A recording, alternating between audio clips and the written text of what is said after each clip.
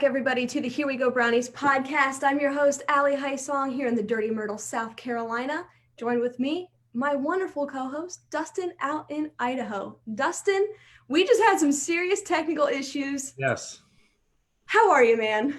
You know what? I'm great now. We're live. Our viewers are excited to hopefully see us. We worked through some technical difficulties, but you know what? We love challenges, so here we go. So just to let you guys know, typically we go live at 8. Tonight that obviously didn't happen. I had some crazy stuff going on my computer, and it just wasn't letting me go live. So I'm on my other computer. So my actual microphone is not hooked up right now. So if you have some audio issues, please forgive me.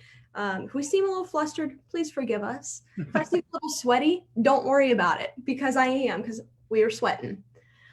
Nonetheless, we're happy to be here after a nice long Memorial Day weekend. It was great to spend some time with the family, take a couple days off work. But of course, as always, we remember, what that day is for here at the Here We Go Brownies podcast. So I want to extend any condolences to anybody who has lost somebody, that has served.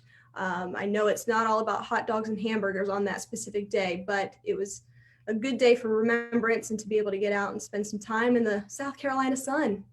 Well, it was kind of a different Memorial Day, right? With some people still under quarantine and not being able to leave their homes and the whole social distancing. But if you looked at some places in the nation, like in Missouri, they were like, it's the Ozarks, we're going to go party. And it was kind of interesting to see how it all kind of unfolded, obviously. So we've got quite a good show packed for you guys, and I was really becoming disappointed because I was fearing that maybe it wasn't going to be possible. But through the help of technology, we figured it out. As you guys can tell, we're back on Zoom. And if you remember from last week, we took some Zoom calls at the very end. We want to encourage you to go ahead and join us later on in the show. That Zoom number is listed in the description of this video. So if you want to join us once we open up the phone lines, feel free to call in. We want to interact with you. We want to take your comments, questions, concerns, any of it. So give us a call and, join us on the Here We Go Brownies podcast. But Dustin, first and foremost, we've got some winners to get to from our last show. Yes, we do. And why don't you start it off with the great picture, obviously, of our puppy, right? Yes. So you want me to show who and what they won? Would you like to see that for? Well, I'm going to be honest with you. With all of that trouble that we just went through, I don't have it pulled up, but what I'll do is I will get that, Dustin, here later on. We'll display that on the show. Awesome. But I'm going to announce the winners and we'll display those later here. First, we've got our good friend, Aaron Guttridge. He's got a cute little puppy that he put in a little Browns uniform or shirt or whatever that is. Absolutely. He calls it little Chub, his little Chub. Little Chub. And then, of course, Brian Hewitt, who has a fantastic picture of his German Shepherd biting down on a Ben Roethlisberger doll. So great pictures that they were submitted. So thank you guys for joining us, and thank you for submitting those. But I know we've got a new contest coming your way. Dustin, why don't you share with our listeners what we're going to do here? Yeah, so we had thought, everybody, obviously we're a show, by the fans, for the fans. And with that said, we always think about, okay, it's all ages, right? There's, teenagers that may watch our show all the way up to someone, that was at the 64 NFL championship game, for instance. So what we ask is we want you to submit 150 words or less, describe your greatest Browns moment and when you became a Browns fan or what made you a Browns fan. But we'd like you to articulate that in 150 words or less and share that with us. And we'll talk about that on our next week's show. Speaking of that, to our winner that you just mentioned, Aaron, he is going to get this awesome handmade mask from our gal over at McGrew Designs. How cool is that? Custom made. She's out of Houston, Texas. We ran into her. Some other people of the show actually ended up having her make some other stuff. And she's been a great supporter. She's making Allie a custom mug, which was really cool. And she got a little sneak peek at that. But we will have a pair of those custom mugs to give away for next week's show because those will come in this week. So we're excited about that. And we have a few other extra prizes that we're going to give away. We'll send out 2 of those grab bags for folks. Absolutely. Guys, again, we apologize for all that's going on. We apologize for being flustered and I'm sweating. I'm a crazy person. But forgive us. This is going to be a good show. We've got a really cool little segment for you. We're going to do some word and phrase association.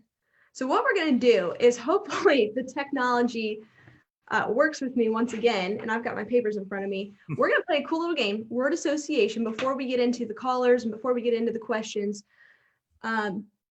Dustin, we kind of came up with this the other day. I'm going to show a picture of either a current or a former Browns player on the screen behind me. I might need to dodge out of the way a little bit, but I will display a picture behind me, and I want you to come up with the first phrase or word that comes to your mind when you see that person. Okay. Stay with me. I'll give you my take on it. But let's go ahead and get started. I am going to bear with me, of course, as I need to jump over here and get these pictures. But first up, we've got our man, Joe Thomas. Well, Joe Thomas, first thing that comes to me, first ballot Hall of Famer once he goes and is available to be enshrined in Canton. Also saddened a little bit. The word sad comes to me because that guy was the true Iron Man for many, many years. As you know, didn't miss a snap in the National Football League until he had that torn chest muscle. But I tell you, that guy still eats, breathes, lives Cleveland Browns, is going to help our new offensive tackle. He's going to teach him a few things, and he's excited to have that new challenge for himself. But just a true Brown, and just he fits blue collar Cleveland. On draft day, he was out with his dad fishing. Call me if I'm drafted in the first round. Just blue collar first. I mean, he is Cleveland. So he's Mr. Cleveland. And the first word that comes to mind for me is Hall of Famer. The Hoff, as they call him on Cleveland Browns Daily. He's the Hoff, the man, the myth, the legend, the man of all men, the GOAT, what have you. Right. And in my eyes, now I didn't get to see Jim Brown play. I didn't get to see Otto Graham. I didn't get to see some of the greats. But in my eyes, he's the greatest Cleveland Brown that I have ever seen play the game of football. So in my eyes, I'm going to go out and I'm going to say the GOAT. That's the first phrase that comes to mind for me. Nice. Very nice. GOAT, the man. All right. Next up, we've got our boy 6. I'll get out of the way here for you. Our boy Baker Mayfield. Baker. Touchdown. So my first thing that comes to mind is chip on his shoulder. Ooh. Likes a challenge, doesn't back down, wants to prove other people wrong. I think he will. I think that's been his knack since he came out. And I just saw something just flash this weekend, but I saw some comparisons and it was very eerie. But they did a Brett Favre and a Baker, and they showed them both throwing, and they almost looked identical when they rolled out and did their little pass. And so now it makes a whole lot of sense when you see them compared to each other. Brett Favre, Baker. I like that. Chip on the shoulder. I'm gonna kind of go in that same direction. I'm gonna say prove it. Baker, obviously, he came in that first year in the game against the Jets, lights out. He was the guy that we were hoping for, the savior in Cleveland to kind of save the franchise and be the franchise quarterback. Then, of course, we know year 2, not so great. Sophomore slump under Freddie Kitchens, didn't go so well. But what do we know about Baker Mayfield is he's always been that kind of guy. When he has that chip on his shoulder, his back against the wall, and he has to prove it, is when he does. That's when he becomes the legendary Baker Mayfield, who I know he can become. So I think this is a prove it year. There's no excuses with what the Browns front office has done with Andrew Berry, and I'm going to include ownership there and bringing in Kevin Stefanski to really bring in a scheme that is going to fit Baker Mayfield with that play action and run scheme, the wide zone offense. Baker Mayfield has all the weapons around him. They go out, they get Jack Conklin, they get Jedrick Wills. Now you've got OBJ Jarvis once they get healthy. No excuses. Baker, you got to prove it, big guy. No pressure. Prove it, right? Prove it. And that's what he does best. It's what he's always done. He had to prove it at Texas Tech. Then he had to prove it at Oklahoma as a walk-on, 2-time walk-on. Then he comes first overall pick. But he's got to sit behind Tyrod. You've got to prove it. Last year, he didn't have to do that. This year, he's got the weight of the world on his shoulders. Yep. All right, next up. I like that, Dustin. I think that was a good one. Let's move on. You're not going to expect this one. Josh Gordon. Sad. Sad is the first thing that comes to mind, and I'll tell you why. Everybody can have their opinion on substance abuse, things in the NFL, what should be worse. Or that man has got such talent. He is such a talented player. He should be on a roster right now in the National Football League. People can have their opinions on marijuana or whatever. A lot of people use it for anxiety, to be honest with you. Like, we're at a point in this country where it's like, oh, you smoke marijuana, whatever, right? I mean, most people, no matter where you're at, but he actually uses it for anxiety. I mean, it's because he has anxiety issues, and it's a real serious thing. But that guy is a freak. And if you talk to most NFL players, like when he's straight on and he's on the field, Yeah. I mean, think about it. Even the Patriots took a chance on him because of how much sheer talent he had. And Brady's like, yeah, I want to throw it at Josh Gordon. He's a freak. Nobody's going to, no one's going to catch him. Right. I just wish he was still on the field. Yeah. That's my pure opinion on him. I agree with you. It is sad. And I don't want to spend too much time on that because a lot of people really struggle with this, especially in this day and age. But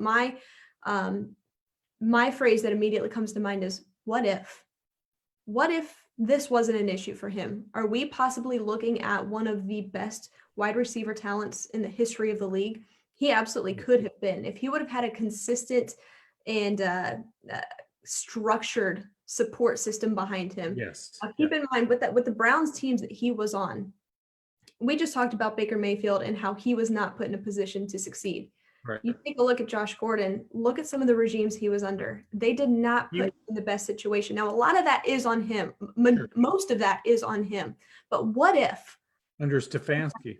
Yeah. What if he was in the right scheme, had a great support system, and in this day and age, with the NFLPA and what just came out with, the new rule on substance and marijuana, what are we looking at? What if this was looking at somebody that probably had one incident and probably playing still in the National Football League, and I'm sure is a multi-year, leading receiver in the NFL. Yeah, I think he's one of the best receiving talents that we've seen in a long, long time. Just he's a freak. Just what if? All right. We're going to keep moving on here. Next up, I'm going to move out of the way. Our guy, beloved Bernie. Unorthodox, proven leader, should have a Super Bowl ring on his hand. This guy has bled more for the Browns other than probably Jim Brown in the last 40 years. This guy, he is, from everything I've been told, I've never personally met him, but he's a gentleman. He's nice. He's an amazing person. And he really, really loves being on the Browns. He loves doing pre-games for the Browns, football games. He is Cleveland. And you know what? He fit, he's an Ohio boy, and he just fit the mold when he came there. And the city just wrapped their arms around him and loved him. I just wish we could have given him a Super Bowl.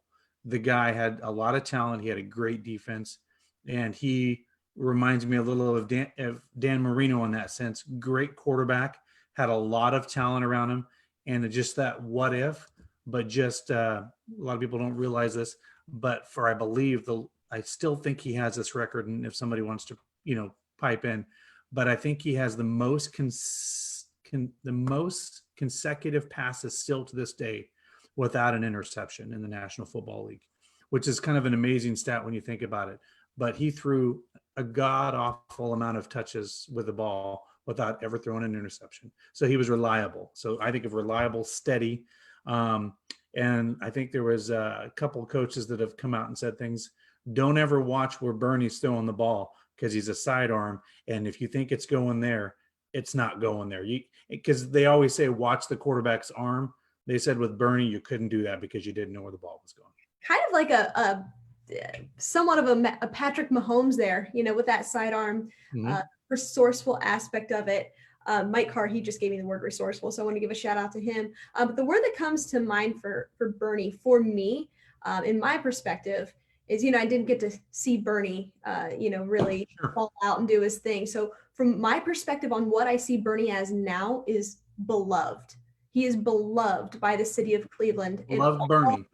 Yeah, beloved Bernie. I mean, the man, how many people had dogs, named Bernie or named their firstborn son Bernie? It's kind of that, I don't know. I just think he's a man of character. He's exactly what you want in a Cleveland Browns quarterback. He embodies the city of Cleveland. He's a blue collar kind of guy. He just related very well with the fan base. So for me, of course, I didn't get to see him, but in my eyes, he is absolutely beloved in the city of Cleveland. Yes, absolutely. I've got another one for you. All right, here we go. Hopefully I don't cut off his head just a little bit. Cut off his head just a little bit. Legend is what comes to mind. Jim Brown. Greatest of all time. People can debate me all day long, but he played in a 14-game season. You take that times 8 years, he would probably be the top 3 in rushing if he actually had a 16-game season.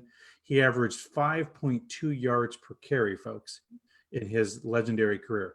Think about that. If you could draft a running back today and they said for the next 8 to 10 years, he's going to give you 5.2 yards per carry, I think Stefanski would draft him at number 1 and say, wait a minute. So if he goes 5.2, if he runs the ball, I got a first down every 2 downs. So he was a great lacrosse player. He excelled at every sport he kind of touched. He was a man before his time. I think he was known for carrying 2 or 3 guys into the end zone on his back. And the joke was he would get up limping and people were like, oh, we got him. And that was all part of his little plan. Like, yeah, I'm just fooling with you. I got a lot more in me. But thank God, he was able to get an NFL championship under his belt with the Browns and those years. But no, just a pure legend. Even to this day, he's out there. This is what I wish upon Jim Brown. And I hope this happens before the legend passes away, that he gets to see with his own 2 eyeballs the Lombardi Trophy lifted in Cleveland, because I think that would bring tears to the eyes of Cleveland. I got chills just by you saying it. Just by you saying that. Brings a tear to my eye. I mean, just to think about him setting up there in that box. Oh my God. Watching his Browns win a Super Bowl, I think that would be perfect. Dustin, with all the day that I had a crazy day at work. And then we come on and we're flustered with technology. My emotions are running high. And then you throw that at me. I am ready to cry on camera. All right. Hey, you know what? Tears of joy. Tears of joy, Allie. Tears of joy. Oh my gosh. Don't even get me started. But when I look at Jim Brown, the only word that comes to mind is the GOAT. The greatest of all time. No question. No ifs, ands, or buts about it. And you hit on this before his time. I think he was a little bit before his time. Can you, you mentioned the yards per carry here and the yards after contact. You would absolutely run the podium and take him first overall in any given draft. And I think if you put him in a modern day scheme, what he could look like and what he would have done, again, he's the greatest of all time. Even back in the day, you put him out there against guys, nowadays, and I think it's without question the GOAT. I will tell you this: if he played today, they would put him out at tight end and probably running back at the same time. You're probably right. Because not only could he had good hands, and he was a stellar player, very intelligent. The GOAT, tough, the man of all men. I mean, just the best. The best. And left at the top of his game. Left the game at the top of his game, on his terms. I just looking at this picture of him, I just love to look at it because he just embodies what it means to be a Brown and what it means to be a Browns fan. So I'm just go ahead. And now, to your point, the classic uniforms, right? We're going back to the classics, and I think that embodies the sneak peek video they sent out it had the Jim Brown jersey. It had that because it embodied we're going back to our roots. You're right. So let's stay on this same subject here and go with our modern day running back, Nick Chubb. Which, by the way, Jim Brown loves this guy. Man. So Nick Chubb, I think of as sky's the limit. This guy, I think, can be a multi-year Pro Bowler. He's got the blue collar attitude that Cleveland loves. It's not about him. It's about team. He's always been that way. I think, uh, I just think steady. I think steady because when he gets the ball and you get him in the outfield, he's gone. Like, as Nick. So, but no, I do think he's steady. I do think he's a Pro Bowler, and he represents everything Cleveland, run the ball. So that's why Stefanski loves him so much. When I look at Nick Chubb, the first word that comes to mind is consistent. And that goes with steady. He's reliable. And what's the best ability is availability, durability, reliability. Right. And all of those things, with that game against the Patriots last year when he had that immaculate run and then fumbles and then does it again. If you recall, he got up and just went off. He just went off to the sideline because he was so devastated. But then that second time he comes out, he's got a full head of steam and he's ready to go. Yeah. Hard worker, work ethic, humble, but consistent. I think the sky's the limit for him. If he keeps it up, he could easily be the best running back in the league for the next couple of years. Yeah, easily. Yeah. Easily. And we'll move on here. So we've got Nick Chubb, Jim Brown. We've done Josh Gordon. We've got 2 more left for you guys, and we'll move on here. Next up on our list. Our boy. Oh, that was funny, Allie. Well, so there's the problem, right? From day one, walking across the stage with his draft pick, it's all about him. So just what we just got done talking about, Nick Chubb being all about team, it was all about himself and more. And so Johnny was always about Johnny, right? I'm in Vegas in the pool. I'm Johnny this. I'm Johnny that. I'm Johnny Party. I'm Johnny that. Well, he was never able to separate Johnny, the individual, with Johnny, the team. Now, do I think he was the most talented quarterback? No. But do I think in the right system, could he have succeeded in the National Football League? Absolutely. But that's what they were trying to do in Cleveland, and they give him as many chances as they could. So I look at him and I think lost opportunity is the word I go with. Yeah, the first word when I look at Johnny Manziel, first off, it makes me cringe just a little bit because I know how excited we all were when we drafted him. I remember where I was, and I was like, "Oh my God, even the Super Bowl." Even the bums in Cleveland were excited. The bums on the street were excited. Remember that? I'll never forget. But looking at him now in the year 2020, the first word that comes to mind is yikes. Awful. Just a failed system. I'm going to say the word mismanaged. I think you're right. If he was in the right scheme and in the right fit and he had the right coach, it possibly could have worked. Possibly. I don't think Mike Pettin was the guy for Manziel. He was a defensive guy, didn't quite fit. You had Josh McCown in there. At that point, you're kind of hitting the tank button. And then, of course, Johnny becomes Johnny and does what Johnny does and shoots himself in the foot. And it obviously didn't work out. So I'm going to use the word mismanaged, and I'm going to say a little bit of a failed system. It just didn't work for him in Cleveland. I think it could have worked somewhere. And I just don't think Cleveland was the place because he had the talent. It just didn't fit. It just wasn't fit. When we just talked about Jim Brown, when we talked about Joe Thomas, Nick Chubb, Bernie, he embodies Cleveland. He's a blue collar, hardworking guy that is what you think of when you think of a Cleveland Brown. Well, I will tell you this. I mean, we all get to watch Johnny for a few years there. I will say that when he was out there, he worked hard. I mean, you could tell he would try to get the first down. He would get grit. He had a little Baker in him. He had a little bit of a chip on his shoulder. You could see it out there. He would get angry. He would be like wanting to rally the team. But I just think his off the field things, even his dad was like, if he doesn't fix this, it's going to be bad, And I just think he just is a lost opportunity. I actually was kind of rooting that he'd make it in the Canadian Football League because I think he does have talent, and I do want to see him, succeed. But I just think there was a lost opportunity. And you're right, the scheme just was not the right scheme for him. All right, let's move on. We'll finish with a quarterback, and we'll finish with arguably one of the best of all time. We've got our guy. Sorry, guys, I'm right in front of him. Our guy, Otto Graham. With the number 60, no less, non-traditional quarterback number, right? Yeah, non-traditional helmet right there. Pretty cool. Yeah. Otto Graham, revolutionized the quarterback position, right? So I think when you look at Paul Brown and Otto Graham and what the Browns stand for in the early days, he kind of revolutionized and brought in, the Bart Starrs and those quarterbacks of the 60s and the 70s. They looked up to Otto Graham as like this guy. I mean, if you think, I believe he went to the championship game every year that he was a quarterback or close to it. I mean, he just was all over the place when it came to records and stuff like that. Again, a little bit like Jim Brown, a little beyond his time. He was kind of a trendsetter. So I always just see Otto Graham as just, when you look at best quarterbacks of all time, he's in the top 10. Absolutely. For me, I'm gonna use the phrase here, before his time. Obviously, we didn't watch him play, Right. But I think going But back, we heard people talk about him for sure. Yeah. what you know of him, I think obviously worked for what he did during the time period that he played, obviously.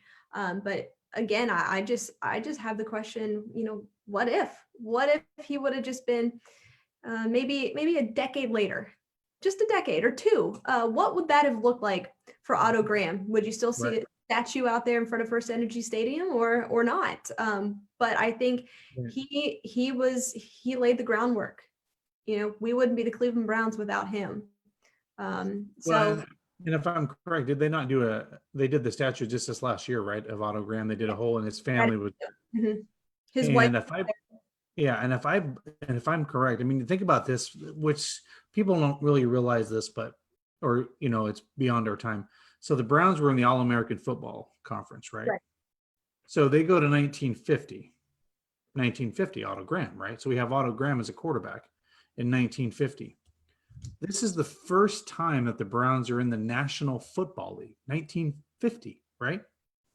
They win it all. That is unheard of. Think about an expansion team. If they were playing in another league and came into the league this year, nobody's going to pick them to win the whole thing. But what did the Browns do?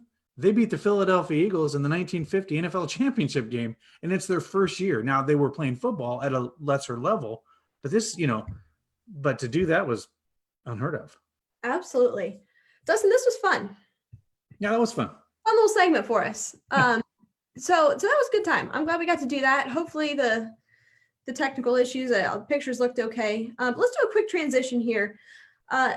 We're going to get to you guys' questions. Then we're going to open up the phone lines here. We've got a couple of questions that we're going to get to, but first and foremost, I want to ask you, have you heard about the all-in challenge that Coach Kevin Stefanski is doing for the city of Cleveland?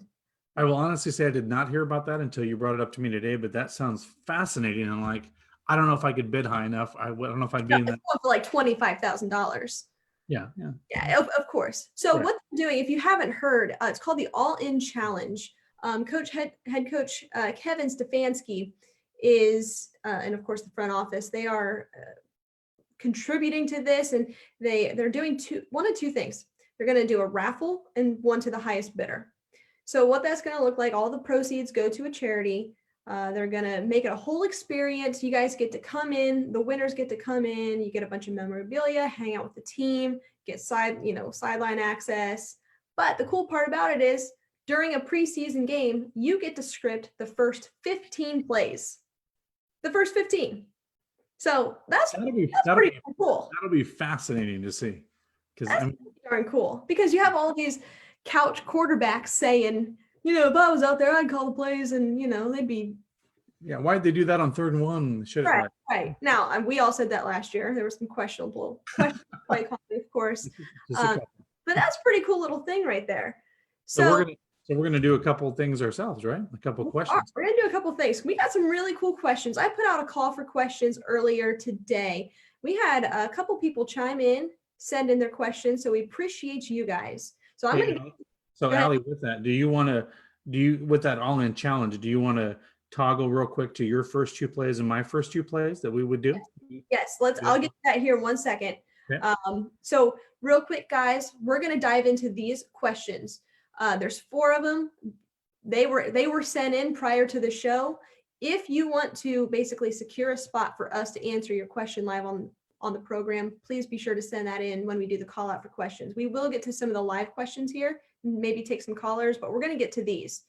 So Dustin, the first question is right off that, with the All-In Challenge, if you were the winner, what are the first 2 plays that you would call? So I want to throw the other team off, right? I Right. want to. So our running is, so this is the Browns, so we're going to be run heavy. Of course. So in the spirit of the way that my team won the Fiesta Bowl, I'm going to pull the Statue of Liberty play out of nowhere where you hook it around and run into the end zone. The other team won't even see it, and it'll go for a touchdown. You do the Statue of Liberty play. I think that would be phenomenal. Oh, And for my second play, it'll be a 2-point conversion for a run play to make it 8-0. Because I think that's exactly what happened. Because the other defense is going to be like, what just happened? No, we just had the Statue of Liberty play. Just knocked this. what year is it? Yeah. The year 2020, we're running Statue of Liberty. I'm here for it. I'm here for that. So who you got? Who's running this? You got Chubb? Oh yeah, it's Chubb out of the backfield. Obviously. The Statue of Liberty is the whole fake handoff. Right.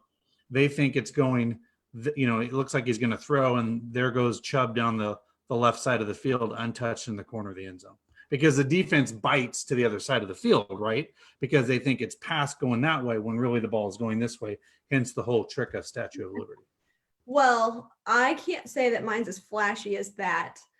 So my first 2 plays, my first one, guys, it's not a very sexy play. But what did we just say? We've got Nick Chubb in the backfield. So what are we going to do? I'm obviously going to run him. Obviously, you know how much I love these offensive linemen and how much I love our boy Nicholas Chubb. Yeah, we're going to do Nick Chubb in a wide zone run. First play, right off the bat. Kevin Stefanski, put your stamp on it. Wide zone offense. There he goes. Then to the left or right? Oh, to the right. We're going to the right. Yeah. We're going straight up to the right. Oh, I can just see it now. Hubba wubba hub. Running down. I don't even know who you play in the preseason right now. Who are we playing in the preseason? We have the New England Patriots, but that's the 4th game. Do we? I think I'm a bad host. I don't have that pulled up. And then of course that's probably I'll say that's gonna get us 15 yards. That's a 15-yard run. Nick Chubb. Good old Nicholas Chubb. Almost as good as the Statue of Liberty, but I know. You threw me off there, buddy. Then right off that, we're going to do a play action. We're going to do a shot. We're going to take a nice shot down the field. Right down. 2 tight end set. Yeah. 2 tight end set. We're going to work the middle of the field. So I know that it's Ali Hyson calling the plays, but if I've got the Kevin Stefanski scheme in front of me and I'm out of his playbook, those are the first 2 I'm rolling with here. Who's it going to in the 2 tight end set? Honestly, I'm going Hooper here. Hooper? Yeah. Testing him out, see what he's got. Okay. Yeah, we're gonna give him a go. See what he's made of here in Cleveland. All right. So that's our first question. Let's move on to another great question that I absolutely loved.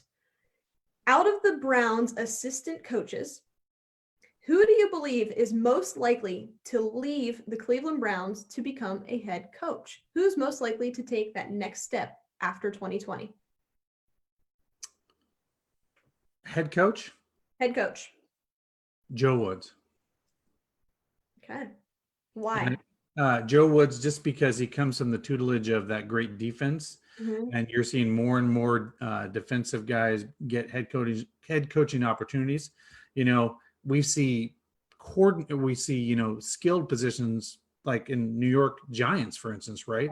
They're taking not offensive coordinators, for their head coaches. They're taking position people because they're like, no. This guy is going to be the coveted guy in 2 years.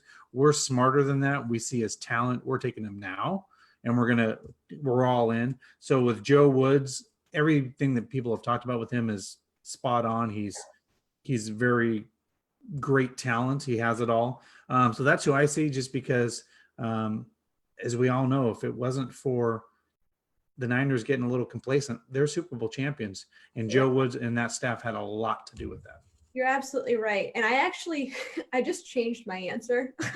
As you were answering, my mind went somewhere else. My initial answer was actually Mike Prefer, the special teams coordinator. And I say that because he's for head coach. Yes, for a head coach. Yeah. And I say that because it's possible. We just saw that with what's going on in the Giants, right? They just go out and they get their guy out of the Patriots. Mike Prefer can command a room. He absolutely commands the respect. He demands the respect from Right. his players. And we saw that with how disciplined his unit was last year. Mhm. However, I'm not going to go with Mike Prefer. That's who I had, though. I'm actually going to go with wide receiver coach Chad O'Shea. Oh, And okay. the reason behind that is because he spent a lot of time under Bill Belichick.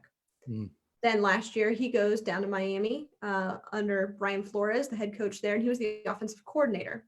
Good And I'll tell point. you, they were hitting the tank button for a long time in Miami.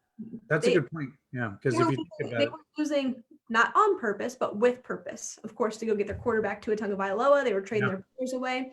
But he still had that offense looking pretty sharp. They probably won more games than what they thought they were going to do. Now, if we've seen a trend in the NFL and the coaching search, a lot of times when you have those ties to the Belichick coaching tree, the Belichick school of coaching, you're more than likely going to get hired. right. So no, he's not an offensive coordinator, but he does come from that scheme. He comes from that system. So I think he would be the one to take that next step. Well, and with him, if you think about it, if our wide receiver room has an explosive year, right, and they're just putting up ungodly numbers, he's going to be under a magnifying glass at that point, right? He's not going to be able to, oh, maybe we can put him as an OC or whatever. And the rule, you can only apply for positions if they're higher than what you have currently. So. And speaking of real quick, in Sports Illustrated, they just came out and listed the AFC North wide receiving core.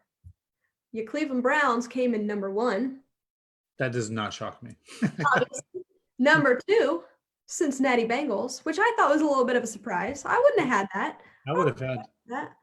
But they came in number 2. Number 3, Pittsburgh Steelers. And the Ravens at 4? Yeah. That's interesting. I would have not had it in that order. No, me either. But well, speaking of that, Bleacher Report just had us as the number 1 running back group in the whole NFL, the number 1 running back. Yeah, absolutely. Yeah, because let's be honest.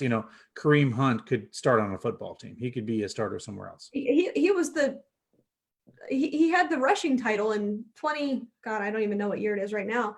But 2018. Yeah, absolutely. He's an elite talent, and an absolutely elite talent. So you have 2 elite running backs in the same backfield, plus Andy Janovich, the fullback. Whoo! Watch out. Sounds like a playoff. All right, let's move on. So those are 2 of my favorite questions.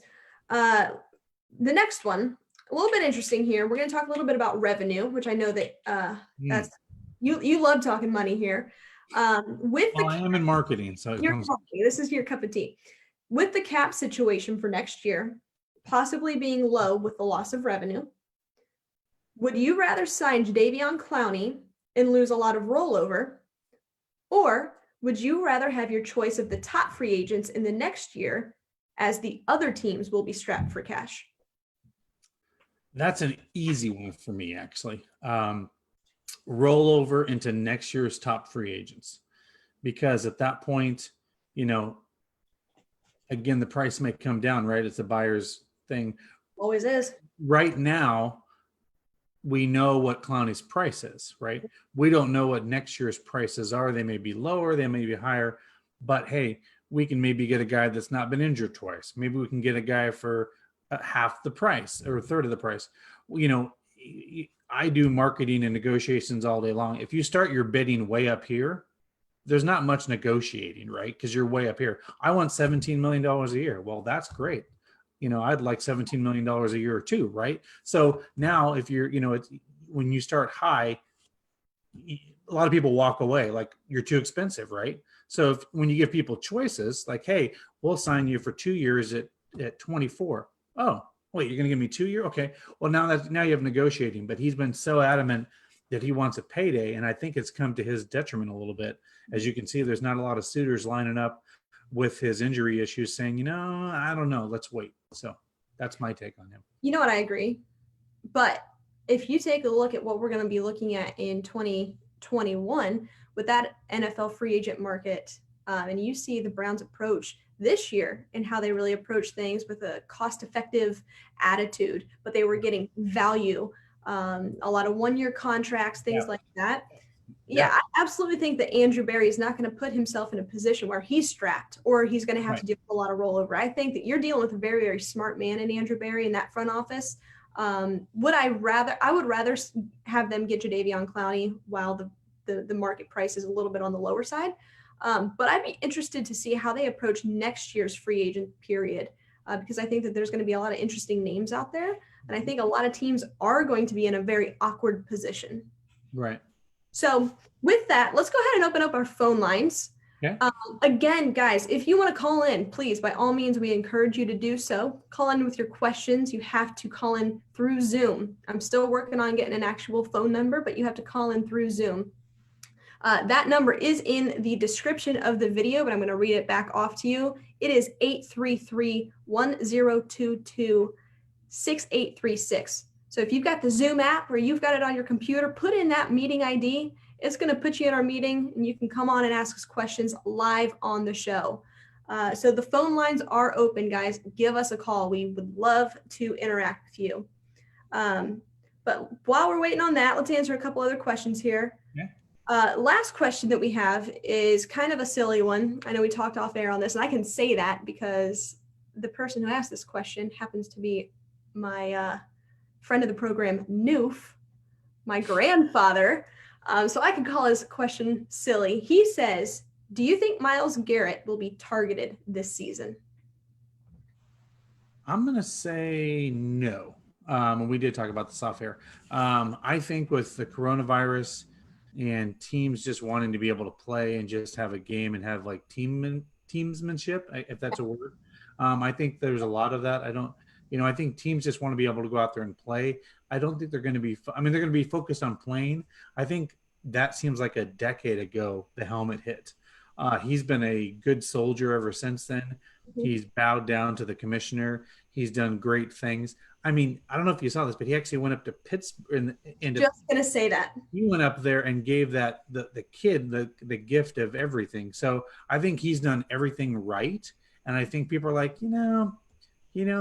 whatever. He's not even on the football team anymore. That quarterback's not even there. So I think that kind of, where I'm going with this, it kind of, when that person's not there, it kind of makes that go away, if that makes sense. Well, Mason Rudolph, he is still on the roster.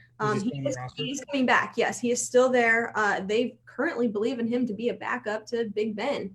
And I'd love to dive. What I mean is not a starter. I mean, he's not going to be out there. Yeah, he's not the starting quarterback. It's going to be Big Ben going after Myles Garrett going after Big Ben. And guess what? Myles Garrett's played against Big Ben how many times now? So it's a totally different relationship. It's not going to be the same kind of game. So with that, I agree with you. I don't think that he's going to be targeted in the season. However, I think maybe when you travel to Pittsburgh, assuming that there are going to be fans in the stands, it's going to be a hostile environment. It absolutely is. They're not going to forget that. They're never going to forget that. But is that going to be what he's looked at throughout the NFL? No. I think he's proved on and off the field that he's a man of character outside of that instance. That's not the standard that he holds himself to, and he's apologized enough. I think that story is soon to be forgotten if it isn't already. Well, and think about it. When you have a coach like Stefanski, mm-hmm. He seems like he's about as level-headed as you can get. He'll look right at Myles Garrett and say, look, let the game come to you. Yep. Whatever they say, it's just between the tackles. Just do your job and let's go home. I think he'll be very cool and collective with him. Freddie gets a little, a little animated, and stuff like that. I think Stefanski's going to be very level-headed. Like, hey, you know what they're going to try to do? The fans are going to try to get you riled up. They may even say things you don't want to hear that maybe you heard in the huddle last year, and now it's going to come from the fans. You know what? Block it out, son, and just do your job, and let's get a win. I think with someone like Joe Woods and that mentality, and that kind of stuff, I think he'll have them dialed in. I'm with you there. Again, guys, the lines are open. Go ahead and give us a call. Let's do this real quick. I wanted to touch, I don't want to go too deep on this one because we could really, really go long on this one. But our friend Brian Hewitt, friend of the program and current winner of our most recent contest, he says Big Ben gets a major injury this year that could end his career. Now, I want to talk about the Pittsburgh quarterback situation. I know this is a Browns show, but that's something that we need to take a look at as Browns fans, right? The competition. Big Ben's coming off Tommy John surgery at nearly 40. We don't know what he's going to look like this year, if he's going to even be available. So with that, yeah, I don't know. The Steelers are looking at Mason Rudolph right now as a backup quarterback, as the backup quarterback of the future. They didn't really target a quarterback in the draft. No, which was surprising. A lot of people thought they would, right? I thought they should have. Right. You had guys on the board like a Jacob Eason, a Jake Fromm, who's a great game manager. So I don't know what that's going to look like. What are your thoughts here on what that's going to look like for the Pittsburgh Steelers? Well, here's the one thing. As much as I love to hate Big Ben on so many levels, I have seen countless games where that guy looks like he's going like 5 miles an hour. He can't be tackled. He gets a throw off. They smash him to the ground. He gets back up. He's just a big man. So do I think he'll be able to take the hit? Do I think, has he lost a step? I guess we'll see. But the game is completely different when Big Ben's behind center. Like he just changes the whole complexity of the game, and he controls it more. The runs better, all of that's better. I mean, Big Ben, he can get the ball out and throw it. He didn't do a lot of off-season training. I mean, that was one of the comments that was made about, like, you mean going to one yoga section and having a hamburger? I don't know. Somebody made a comment like that. Like it was like a coach or someone, like an on-air person, made that comment, like he doesn't work out, right? So honestly, it'll be what kind of shape he comes in August in training camp. Like that's my 2 cents is if he comes in a little leaner, a little more, and comes in game ready, I think it could be the same old Big Ben. But again, I think it's all going to depend on his the shape he comes in, and how much he's in the game. And that's another thing. Like that's going to be a big part of it right then and there. And you saw the pictures that came out of Big Ben this offseason. He basically looked like a freaking chupacabra or whatever. He had his big old the walrus. Literally looked like a homeless man. I mean, it was not a good look.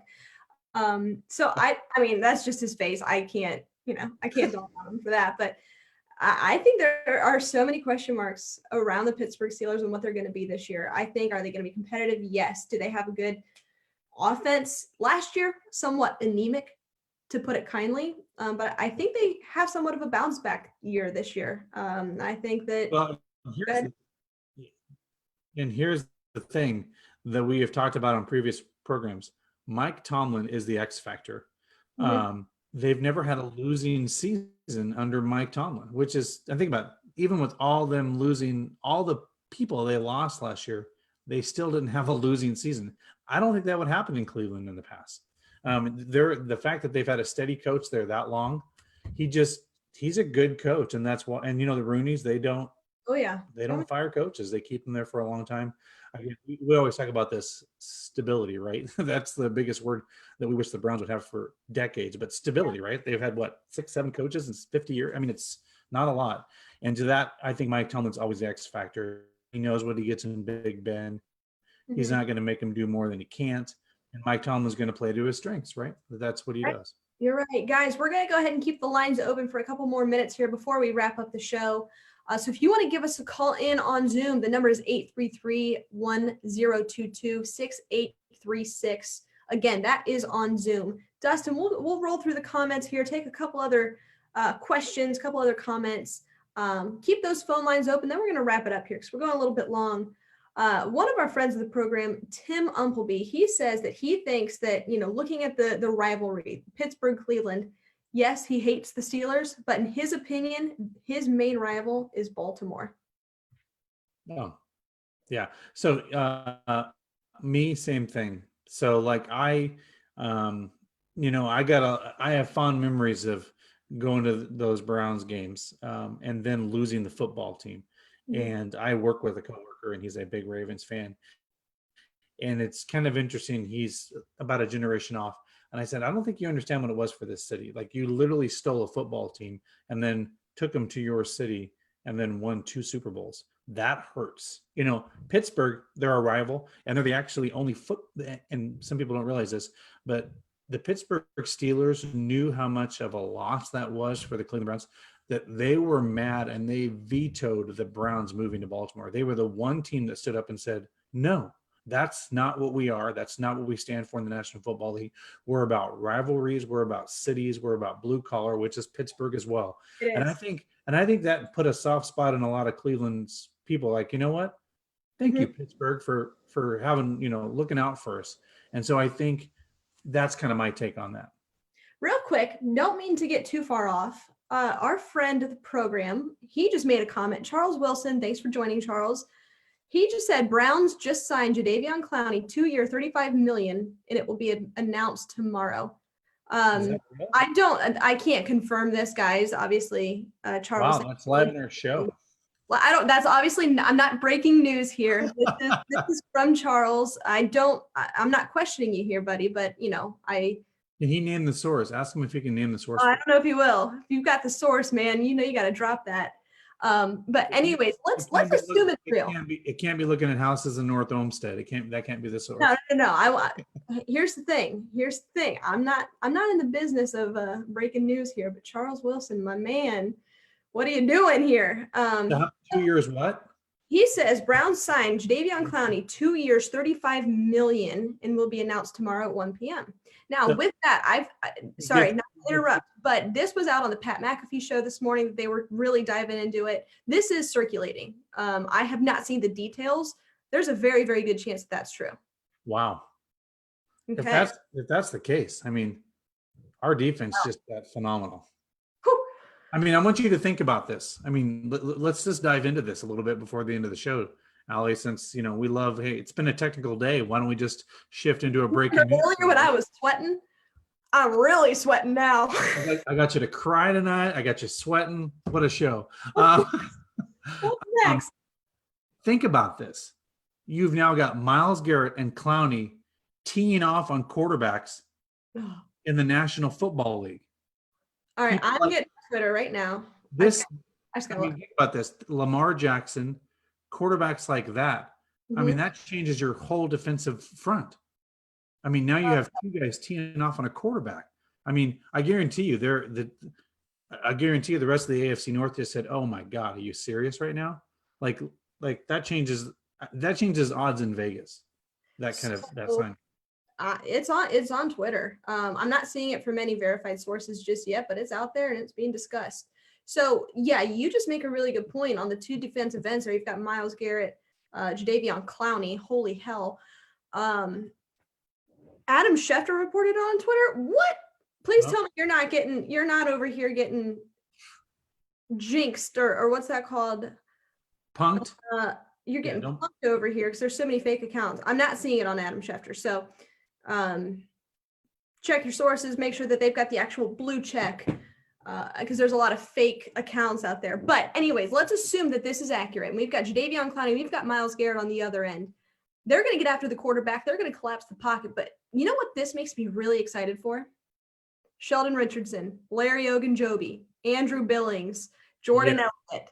That interior of the defensive line, you can be that anchor there in the middle and allow the guys on the end to absolutely demolish offenses, to absolutely demolish them. Because who do you double team? Well no, and to think about that, when you have a runner like Lamar Jackson. Sorry, our friend Brian Hewitt, he just said they're just clowning around. Anyways, sorry. So by the way, I've just checked my sources. NFL.com is not reporting. Okay. There is ESPN.com.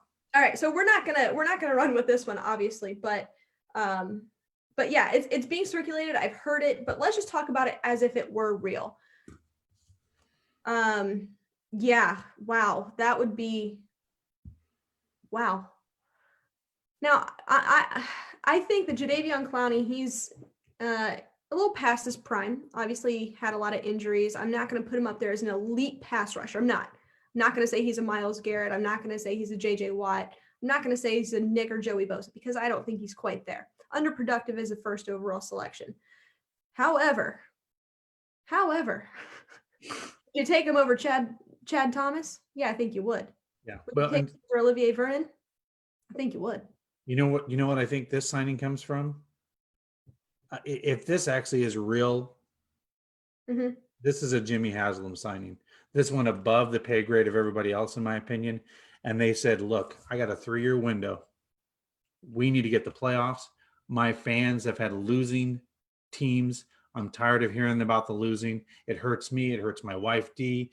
I want a winner in Cleveland. I want these fans to win for something. I think this came higher up the chain. Like, look, like literally, like this is an owner saying, what do you think would make the difference between us being here and being here? And somebody says, well, if you had 2 defensive ends going after a quarterback, you can just suffocate offenses and we can control the game. Go Simon. And not only is Jadeveon Clowney a high-end pass rusher, I think his strongest suit is stopping the run. Which is what we've dealt with as an issue in the past. Yeah. Oh, many times. Yeah. Many times. I mean, he absolutely. And what are we in the AFC North? We're a run-heavy division. Because when it snows, you run the ball and you Yeah. time off the clock. Yeah. That made me sweat a little bit. That's good. That's good stuff. I love speculation. That's 2 sweats in one program. You can't have 3. I'm telling you, Dustin, it's been one of those days. I've been sweating all day long. It's a hot day here in the dirty Myrtle, South Carolina. I'm just sweating over here. We're supposed to hit 98 on Friday here, which is absolutely absurd. So madness. All right, we are running a little bit over here. Looks like we don't have any callers. So let's go ahead and wrap it on up. Dustin, do you have any closing thoughts for the Here We Go Brownies podcast? First of all, thank you for all of our listeners. Please share our show, like us on Facebook, the Here We Go Brownies page. We love you. Let's just real quickly again, for people that are still tuning in or will tune in later, submit 150 words or less your comments of your favorite Browns moment or the moment that made you a Browns fan. Submit those to the Here We Go Brownies page. You can submit those to the Boise Browns backers page, wherever it's easiest for you to do that. 150 words or less. We just want to hear your story and we will share it as long as you give us permission on air, because we want to be a little sentimental. It's all about family and togetherness over the summer as families and Memorial Day. So we thought this would be kind of fun just to share your greatest Browns moment in words. So people like to write. So we want to hear your words. We do. We want to hear it, guys. Thank you, everybody that has joined. We want to apologize. This isn't a typical show. I think that we went with it, Dustin. We rolled with it. We rolled with the punches. It was fun. It was fun. Typically we go live at 8. We had some technical issues, so forgive us. It's not going to happen again. Right. That's our go-to time always, 8 o'clock Eastern, every Tuesday, because that's the one thing we want to do is build consistency with the program so people get used to a certain time every time. Just like when you watch your favorite shows on TV, you know what time it comes on. It's Here We Go Brownies, 8 o'clock Eastern every Tuesday. Just like when you watch Nick Chubb, consistent. Oh, quick question, Allie. Let's throw this out there to the fans. So as we now know, we have a show every Tuesday. We'll call it kind of our Monday morning quarterback. We'll do it on a Tuesday, let people kind of regurgitate what happened on the weekend. Would anybody like, I'm just throwing it out there, and Allie doesn't even know I'm asking this question, but as we get closer to the season, would you like more of Allie and I, like a two show a week during the regular season, give you a breakdown after the football game, and then do our weekly show after Monday morning quarterback? Just some thoughts out there, but we think that might actually build a little more audience, a little more consistency during football season. Obviously, when it's not a football season, 1 week, a show a week makes sense. But what do you think about doing a two shows a week once we get into the football season? I'm here for it. Okay. Anytime I get to talk football, I'm excited. It's breaking down a Browns win. That's for sure. That's for sure. So you guys let us know what you like, what you don't like. We want to interact with you guys. So we've got some comments coming in. So they're saying, hell yeah, basically. So we got you guys out and clear. For 2 shows a week? 2 shows. You guys are asking for it. We're giving it. We're like, if you get a show, you get a show. You get a show. So with that, guys, we're going to wrap it up. We went a little long tonight. We apologize for the delay. We apologize for the technical issues, but we're going to get it ironed out. And again, Thank you for our sponsor, McGrew Designs. We love her. She's going to have some real cool Pilsner mugs to give away next week. So please submit those things, and we will be pimping those out on the show. So Absolutely. please send us your comments. And as always, go Browns, and we love you. Absolutely. My goodness. I'm telling you, man, I'm just all over the place. Pilsner is where it's at. They call me Allie Miller High Song because I love Miller Lite. So we need to get our hands on some of those. So with that, guys, we're gonna wrap it on up. This is a long show. We went long. We apologize. Thank you. Stay safe, stay healthy, and as always, Go Browns. See you guys.